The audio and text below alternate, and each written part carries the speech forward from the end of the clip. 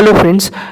So today we will start with module D part 1 question from Macmillan book. तो हमारा जो पहला question है वो है CCTV is an intrusion prevention mechanism. So this is right और रॉन्ग, ट्रू और फॉल्स, ये क्या है? तो फर्स्ट ऑफ ऑल एक बात देखते हैं कि इंट्रूजन प्रिवेंशन मैकेनिज्म जो है वो कैसे काम करता है, ये है क्या.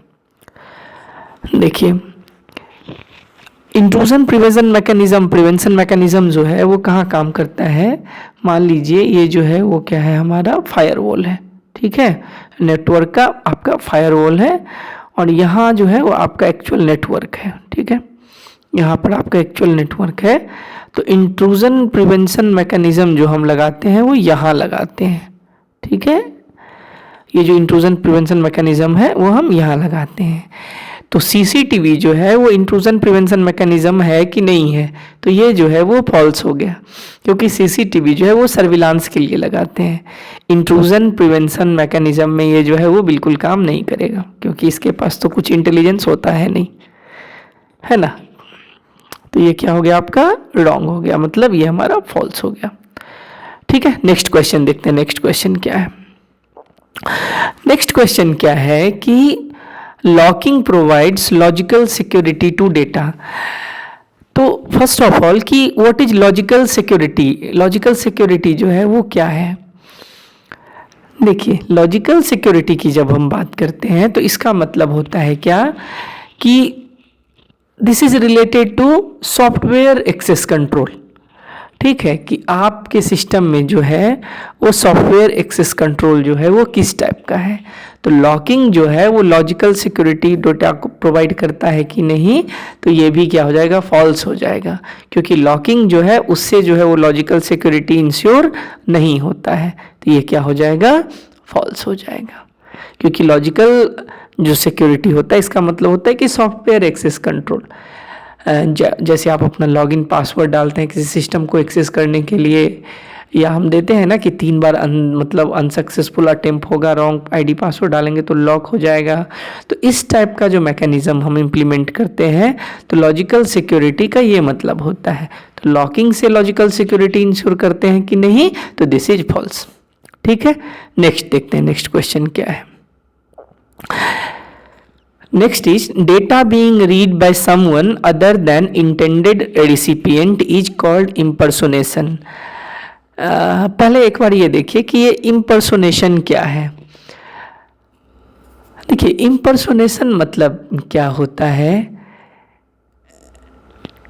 कि जैसे हम ये बोलें to attempt to deceive someone by pretending that you are another person.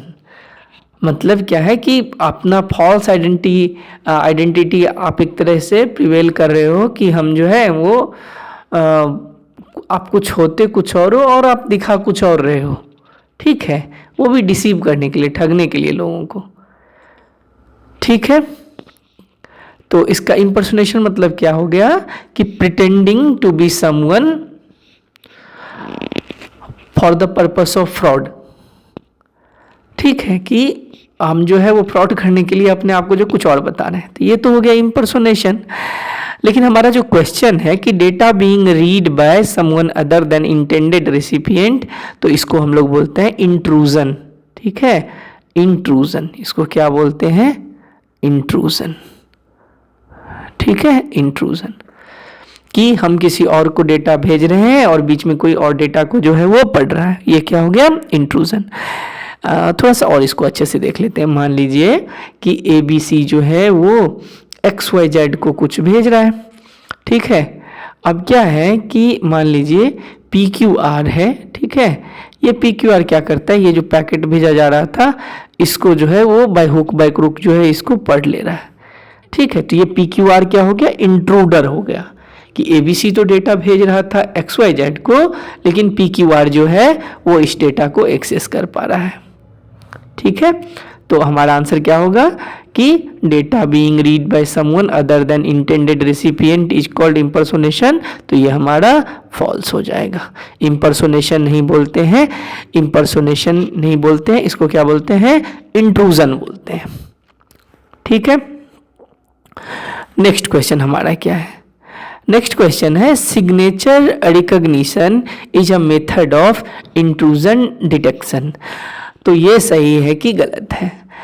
देखिए हमारे बुक में जो है 14 चैप्टर यदि आप कंप्यूटर सिक्योरिटी पढ़ेंगे तो वहाँ पर लिखा हुआ है कि सिग्नेचर रिकॉग्निशन के लिए जो इंट्रूजन डिटेक्शन मेथड है वो 2 टाइप का होता है। यदि हम इंट्रूजन डिटेक्शन मेथड की बात करें तो 2 टाइप का होता है, ठीक है। एक होता है, एक जो हमारा होता है, ठीक है, एक होता है, एक हमारा होता है सिग्नेचर बेस्ड और दूसरा होता है एनोमली बेस्ड।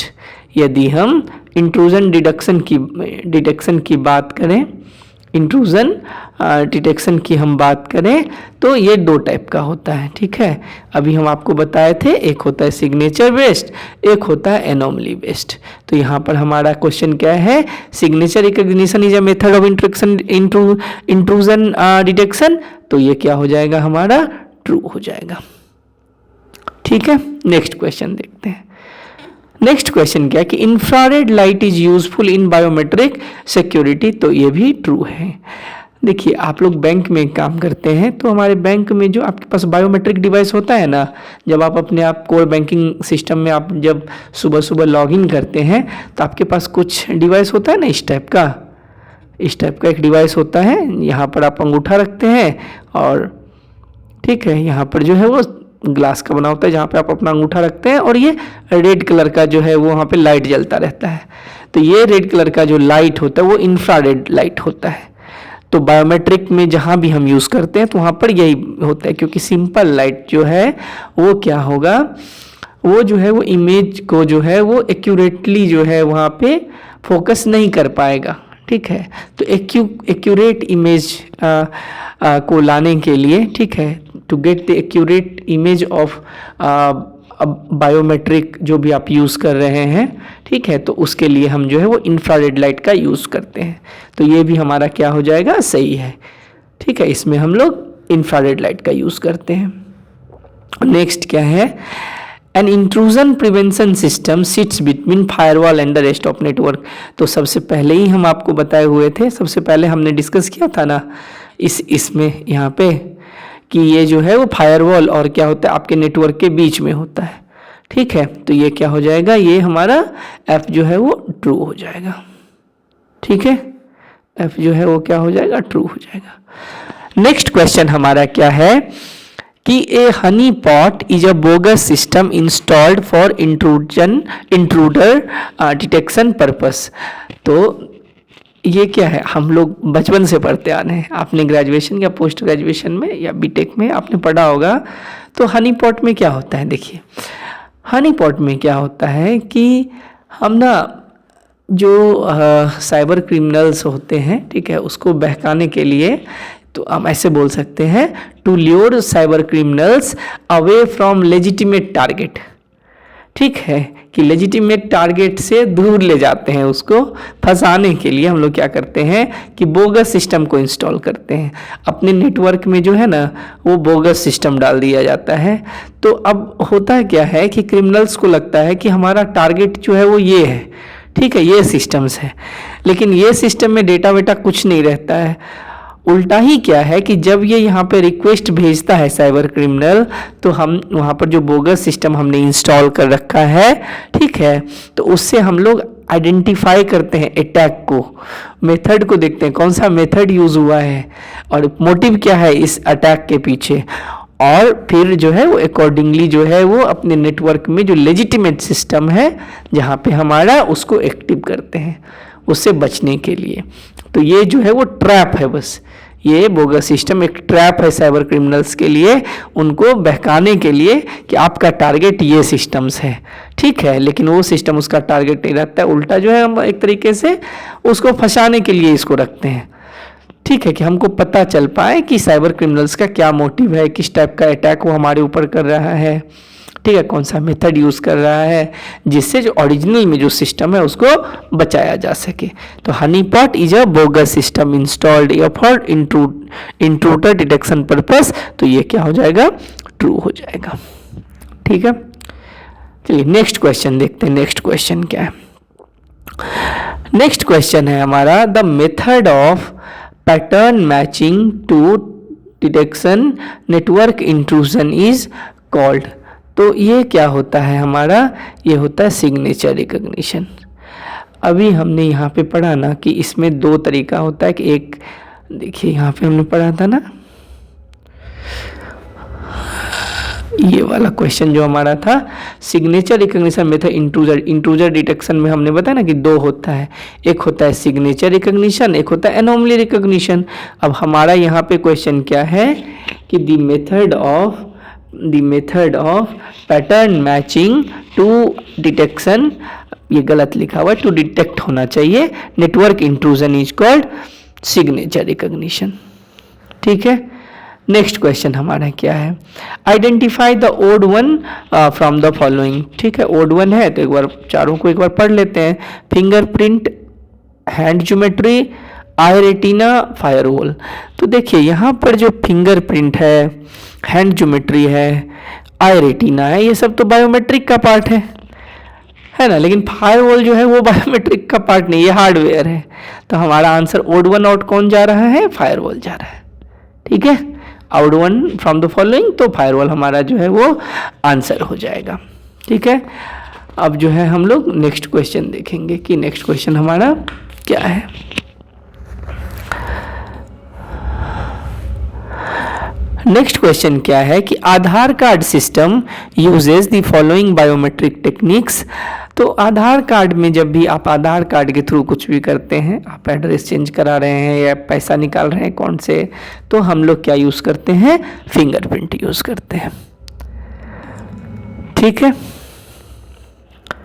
आइए नेक्स्ट देखते हैं, ये यहाँ पर आंसर दिया हुआ है। हाँ, ये यहाँ पर जो है मैं ये बता रहा हूँ कि आपको यदि पीडीएफ चाहिए, मान लीजिए जो भी मैं यहाँ पे डिस्कस कर रहा हूँ, तो वो आपको जो है वो ऐप में मिल जाएगा। तो एक बार जो है वो आप लोग ऐप को डाउनलोड करें। ठीक है, वहाँ पर आपको सारा लेक्चर और पीडीएफ और जो भी मॉक और ये सब होगा, ये सब आपको यहाँ पे मिल जाएगा। तो आप जाइए और ऐप को वहाँ से डाउनलोड कीजिए। ठीक है, नेक्स्ट देखते हैं हमारा क्या है। नेक्स्ट क्या है हमारा, ठीक है, नेक्स्ट क्या है, एक मिनट रुकिए। हाँ ठीक है, the process of converting a variable length message into a fixed length की इज कॉल्ड, क्या कहते हैं इसे, देखिए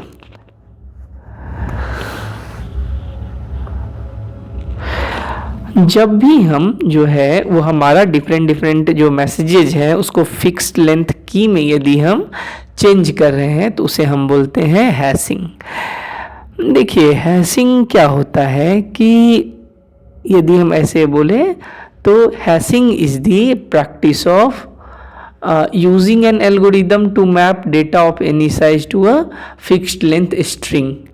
मतलब ये हुआ कि हम लोग क्या करते हैं हैशिंग में कि हमारा जो मैसेज है, ठीक है, उसको एक फिक्स्ड लेंथ स्ट्रिंग में एल्गोरिदम का यूज़ करके चेंज करते हैं।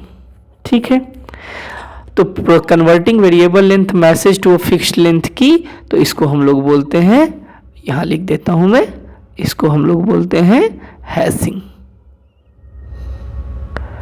ठीक है, ये हमारा आंसर हो जाएगा हैशिंग। आइए नेक्स्ट देखते हैं, द सिमेट्रिक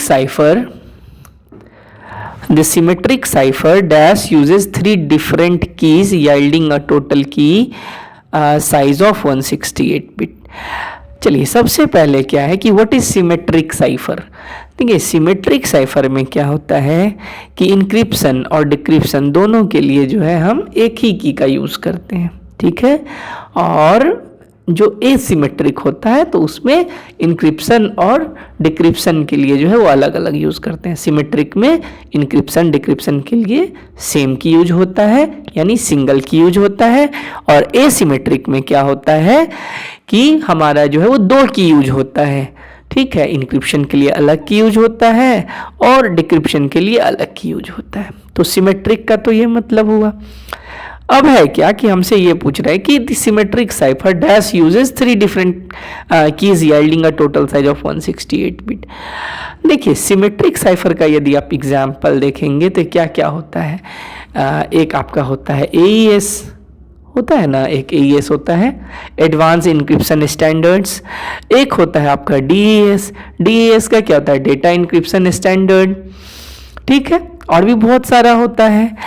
जब भी 3 different keys yielding a size of total यानी 3 डिफरेंट कीज का यूज कर रहा है, तो देखिए DES का ना डेटा इंक्रिप्शन स्टैंडर्ड का जो है वो एडवांस जो है वो वर्जन आया था 3DES, ठीक है। और 3DES में हम लोग क्या करते थे, जैसे DES ये डेप्रिकेटेड हो गया है, पुराना हो गया, तो नया आया था 3DES। देखिए 3DES में क्या होता है कि एक DES में ना 56 बिट का यूज़ होता है, ठीक है, और 3DES में जो है वो 56 गुने 3 आप करेंगे तो 168 आएगा, ठीक है, 168 जो है वो यूज़ होता है। तो symmetric cipher uses 3 different keys, तो इसका आंसर हो जाएगा हमारा, इसका जो आंसर होगा वो हो जाएगा 3DES यानी 3 डेटा इंक्रिप्शन स्टैंडर्ड, ठीक है, जहाँ पर की साइज जो होगा वो 56 गुने 3 बराबर हो जाएगा 168, यानी सिमेट्रिक साइफर इसका आंसर हो गया 3DES, ठीक है। नेक्स्ट क्वेश्चन देखते हैं। The encryption of message digest with dash key result in digital signature. देखिए जब भी इंक्रिप्शन ऑफ मैसेज की बात आती है तो वो हमेशा हम सेंड अपने प्राइवेट की से करते हैं, जो भी आदमी भेज रहा है वो अपने प्राइवेट की से करता है। अच्छा मैं इसका एक एग्जाम्पल आप लोगों को बताता हूँ। देखिए यदि आप लोग अपने बैंक में जो है वो IT में काम कर रहे होंगे, जहाँ पर अल्टरनेट चैनल से जो डीलिंग होती है, तो जैसे UPI है या फिर IMPS है या EPS है, जो भी सर्विसेज हैं आपकी, तो जो है वो NPCI आपसे कभी मांगा होगा कि आप जो है वो अपना पब्लिक की शेयर कीजिए हमको, ठीक है, वो शेयर करते हैं हम लोग, ठीक है, जैसे आप लोग डिजिटल सर्टिफिकेट आप शेयर करते हैं ना, क्लास 3 आजकल जैसे हम लोग यूज़ कर रहे हैं, ठीक है, उसमें से आप जो है वो टेक्स्ट फाइल में जनरेट करते हैं की को और फिर उसे भेज देते हैं, प्राइवेट अपने एंड पे कर लिया और पब्लिक जो है उसे भेज देते हैं। तो रन टाइम में जो हमारा जो सिस्टम है, ठीक है, ट्रांजेक्शन को वैलिडेट करता है उससे, तो वहाँ भी जो है वो इंक्रिप्शन किससे होता है, तो इंक्रिप्शन हमारा होता है हमेशा हमारे प्राइवेट की से, ठीक है। नेक्स्ट देखते हैं the integrity of the message is verified by comparing the dash. देखिए इंटीग्रिटी कैसे, इंटीग्रिटी मतलब कि डेटा सही है कि नहीं, तो वो हम लोग वेरीफाई करते हैं मैसेज डाइजेस्ट को यूज़ करके, ठीक है, मैसेज डाइजेस्ट। देखिए अब जो है हमारा जो है मैसेज डाइजेस्ट क्या है, तो मैसेज डाइजेस्ट जो है simply a hash of a message. यदि आप किसी सिंपल मैसेज को हैश कर देते हैं, ठीक है, इनक्रिप्ट कर देंगे तो वो मैसेज डाइजेस्ट में चेंज हो जाता है। तो integrity of message is verified by comparing message digest. हम ना इसमें एक एग्जाम्पल ले सकते हैं आपको पासवर्ड का। देखिए यदि आप लोग वेब में काम किए होंगे तो हम लोग ना जैसे पासवर्ड जो सेव करते हैं जनरली MD5 में सेव करते हैं, और MD5 जो है वो 1 वे इंक्रिप्शन है। 1 वे इंक्रिप्शन का मतलब ये हुआ कि एक बार यदि वो इंक्रिप्ट हो गया तो आप उसे डिक्रिप्ट नहीं कर पाओगे। तो होता क्या है कि मान लीजिए कि जैसे कोई यूज़र रजिस्टर करता है हमारे सिस्टम में, ठीक है, तो जब हम कोड लिखते हैं तो ऐसा लिखते हैं, मान लीजिए उसने अपना पासवर्ड रखा ABC@123, तो ABC@123 नहीं सेव होगा डेटाबेस में, इसका MD5 से डाइजेस्ट बनेगा, एक लंबा सा स्ट्रिंग बनता है अल्फा न्यूमेरिक, वो सेव होगा। अब ईच टाइम क्या होगा कि मान लीजिए यदि यूज़र भूलता है पासवर्ड, मान लीजिए जब तक वो ठीक दे रहा है, तो कंपैरिजन कैसे होगा कि वो डालता है ABC@123, जब मान लीजिए हमारे पोर्टल को यूज़ कर रहा है, फिर वो MD5 में चेंज होता है और फिर वो दोनों MD5 दोनों को मिला करके देखते हैं, तो इंटीग्रिटी वहीं पे चेक कर रहे हैं कि मैसेज दोनों जो है वो मिल रहा है कि नहीं है। तो वहाँ भी हम लोग क्या कर रहे हैं कि वो जो इनक्रिप्टेड मैसेज है उसको मिलाते हैं, यानी मैसेज डाइजेस्ट को मिला रहे हैं, कंपेयर कर रहे हैं, ठीक है। तो यहाँ पर जो हमारा क्वेश्चन था, the integrity of the message verified by comparing the, तो ये हो जाएगा मैसेज डाइजेस्ट। ठीक है, मैसेज डाइजेस्ट। ठीक है,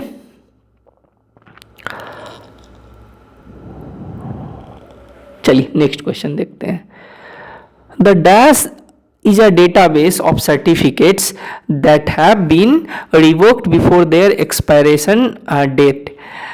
देखिए क्या होता है कि जो भी हम सर्टिफिकेट यूज़ कर रहे हैं और मान लीजिए कि टाइम से पहले यदि उसको रिवोक करना है, ठीक है, टाइम से पहले यदि हम उसको यूज़ नहीं करना है, तो एक जो है वो सेंट्रल डेटाबेस है। ठीक है, तो सेंट्रल डेटाबेस में हमें क्या करना पड़ेगा, उस सेंट्रल डेटाबेस को बोलते हैं सर्टिफिकेशन रिवोकेशन लिस्ट। ठीक है, ये जो होता है वो होता है सर्टिफिकेशन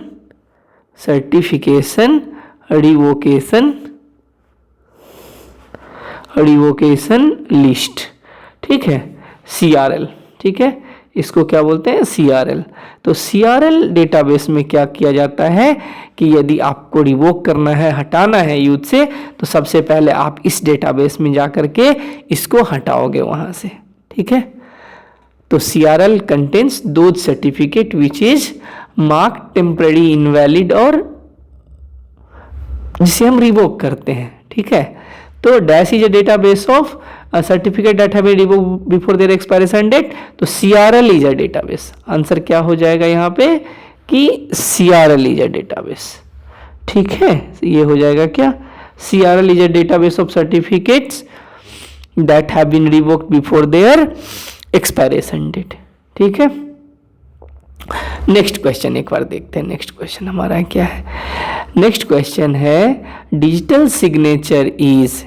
तो डिजिटल सिग्नेचर क्या है, देखिए डिजिटल सिग्नेचर में भी क्या होता है कि आपका जो प्राइवेट की है उससे आप इनक्रिप्ट करते हो, और पब्लिक की जो है उससे आपका मैसेज डिक्रिप्ट होता है।